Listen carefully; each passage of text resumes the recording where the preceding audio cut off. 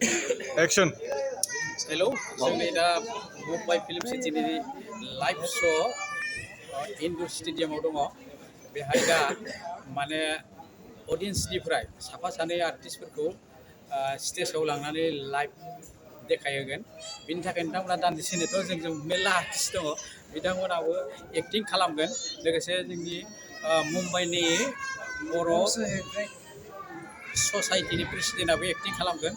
तो फिर दान्दिसेनिथ' जों दान्दिसे उनावनो लाइभ माने लाइभ श' जागोन।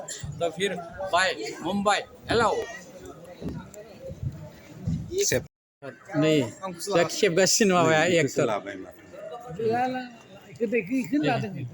बे खेबगासिनो। जों दा एकदम इन्दुराव दंलै नै एकदम हिर' बर'फोरनि माने मुम्बाइनि बर' जाथिनि लिडार सानैबो एखे लोगोनि गोबालायबाय। सासे प्रेसिडेन्ट सासे एडभाइसार नामालै एडभाइसार दे मा बुंनोलै बेयाव फैनानै माबायसा मोनदो थाब थाब बुंनाय एसे। बयबो फैनांगौ, बयबो नायनांगौ बलिउडा मा जायो सिनेमा मा जायो 100 बोसोरनि गेलारिखौ नुदों जोङो। बलिउड गेलारि, आर्ट गेलारि होनना बुङो बेखौ। बेयाव फैबानो जों गासै मिथिगौ मा टेकनिक रेकर्डिंआ माबायदि जायो, फिल्मखौ माबायदि बानायो मोनसे जायगायाव खनो दुनियायाव बेरायनानै शुटिं खालामनो। आচ্ছা नोंथांमोना बुंबाय था दे आं भिडिअ खालामनि बुंबाय था तो बेखायनो जों बयबो फैनानै नायफिननांगौ मा नांगौ बे जाबाय मोनसे आर्ट गेलारि माने बलिउड नै र' जोबाखैना नोंनि बुंनाया जोबाखै।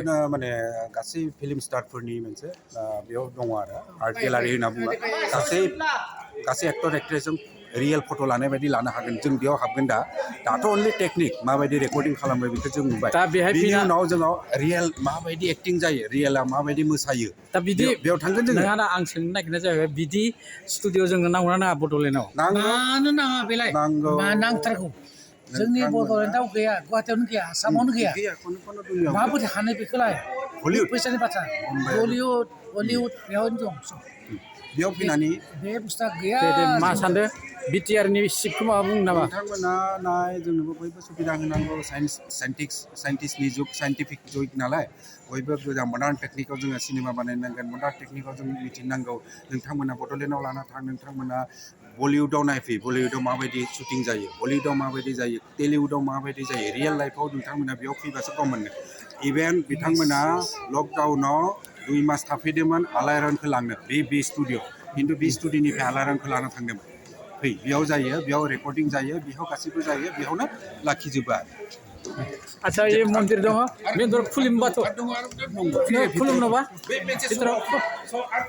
ना खुलुमनोबा मन्दिरखौ मा इयो सेफ र' नोंना लोगोआ मथांखौ 100-200 जननि फट' दं आरो एकदम लाइभ नों लायै अमिताभजोंबो लानो हागोन, सोरजों लायो बयजोंबो लानो हागोन। बेबायदियाव हाबगोन जों दा मोनथाम जायो आरो।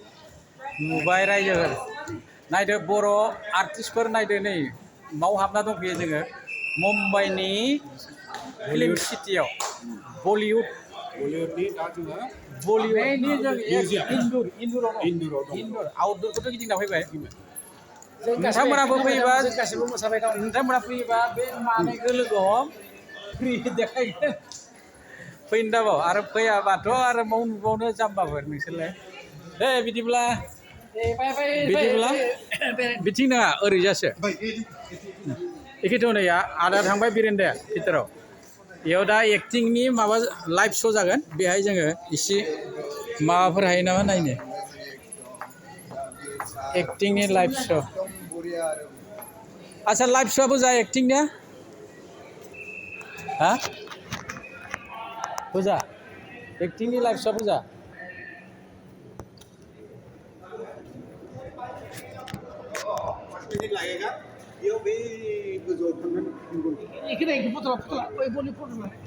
ओइ जाफाय सायाव फै जों जा माबायाव फैदोंथ' मा होनो नै नाय इन्दुर स्टुडिअ' मुम्बाइनि इन्दुर स्टुडिअ'।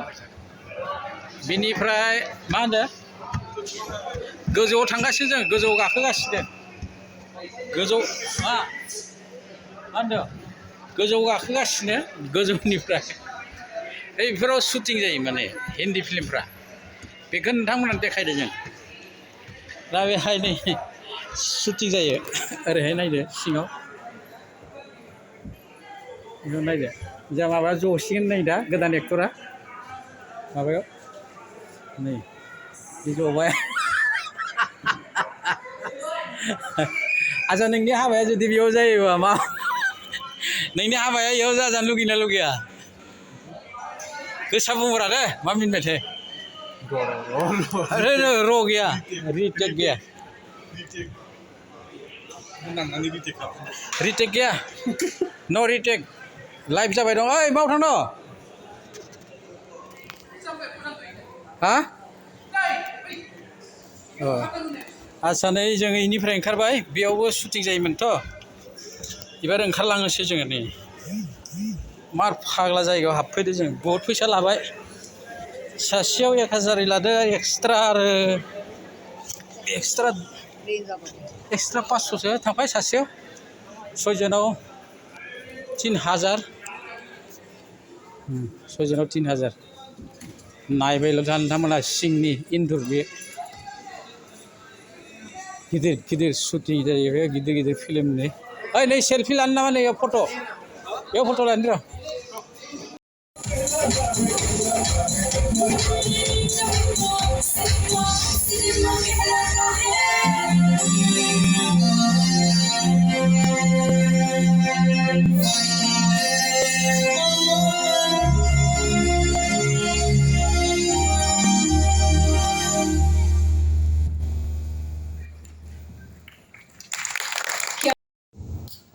फेवरेट एक्टर कोई भी बोलिए हाँ जी नारा पाटेकर अमिताभ बच्चन सलमान खान अक्षय कुमार चलिए क्या बात है एक साथ दो बोल दिए पूरे वसूल करके जाओगे वेरी गुड हमारे बच्चन साहब को देख के पहले कुत्ता भोगा अब बच्चन साहब कैसे घुर्राते हैं और वो कैसे घुर्राते हैं आए आए अरे ठहर जाइए भैया ठहर जाइए बैठ जाइए हॉट सीट पर आपको करोड़पति बना देंगे बताइए ऑडियंस आज कहां पर आइए A Bollywood park B Bollywood park C Bollywood park और डी बॉलीवुड पार्क कुत्ता कंफ्यूज लॉक कर दे इधर ही आइए मजा नहीं आया बच्चन साहब की आवाज क्या बात है